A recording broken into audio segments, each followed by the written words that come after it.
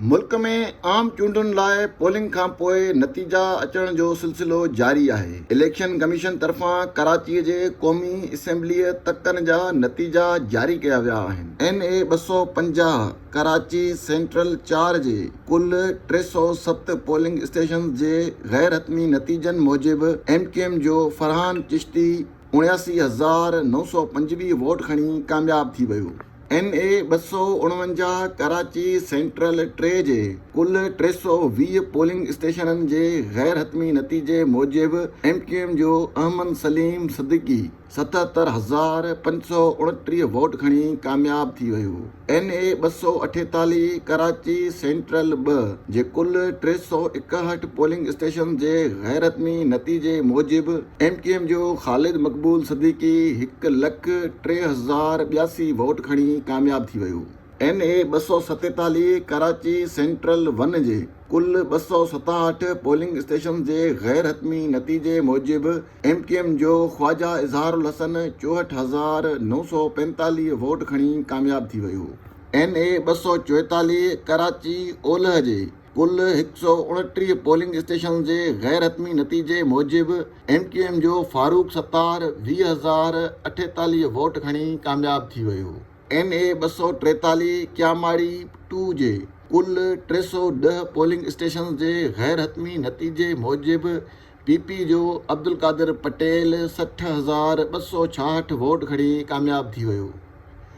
NA 240 Karachi ॾखिण 2 जे कुल polling station जे गैर हतमी नतीजे मूजिबि MQM जो अरशद अब्दुल्ला 30,573 वोट खणी कामयाब थी वियो। NA 239 कराची ॾखिण 1 जे कुल 181 पोलिंग स्टेशन जे गैर हतमी नतीजे मूजिबि PP जो नबील गबोल 40,077 वोट खणी कामयाब थी वियो। NA 236 कराची ओभर 2 जे कुल 294 पोलिंग स्टेशन जे गैर हतमी नतीजे मूजिबि MQM जो हसान साबिर 38,871 वोट खणी कामयाब थी वियो। NA 235 कराची ओभर 1 जे कुल 96 पोलिंग स्टेशन जे गैर हतमी नतीजे मूजिबि MQM जो मोहम्मद इकबाल ख़ान 20,185 वोट खणी कामयाब थी वियो। NA 234 कोरंगी 3 जे कुल 195 पोलिंग स्टेशन जे गैर हतमी नतीजे मूजिबि MQM जो मोहम्मद मुईन आमिर पीरज़ादा 73,687 वोट खणी कामयाब थी वियो। NA 233 कोरंगी 2 जे कुल 287 पोलिंग स्टेशन जे गैर हतमी नतीजे मूजिबि MQM जो मोहम्मद जावेद हनीफ़ ख़ान 1,03,967 वोट खणी कामयाब थी वियो। NA 232 कोरंगी 1 जे कुल 270 पोलिंग स्टेशन जे गैर हतमी नतीजे मूजिबि MQM जे आसिया इसहाक सिद्दीकी 88,260 वोट खणी कामयाब थी वई।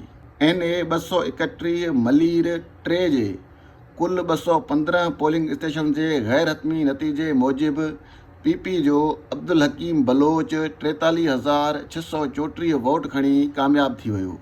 NA 230 मलीर 2 जे कुल 163 पोलिंग स्टेशन जे गैर हतमी नतीजे मूजिबि PP जो सैयद रफ़ीउल्लाह 30,099 वोट खणी कामयाब थी वियो। NA 229 मलीर 1 जे कुल 184 पोलिंग स्टेशन जे गैर हतमी नतीजे मूजिबि PP जो जाम अब्दुल करीम बजार 55,732 वोट खणी कामयाब थी वियो। इलेक्शन कमीशन तरफ़ां जारी कयल कराचीअ जे हेल ताईं जे क़ौमी असेंबली नतीजनि में MQM 10 ऐं PP 6 सीटूं खयूं आहिनि।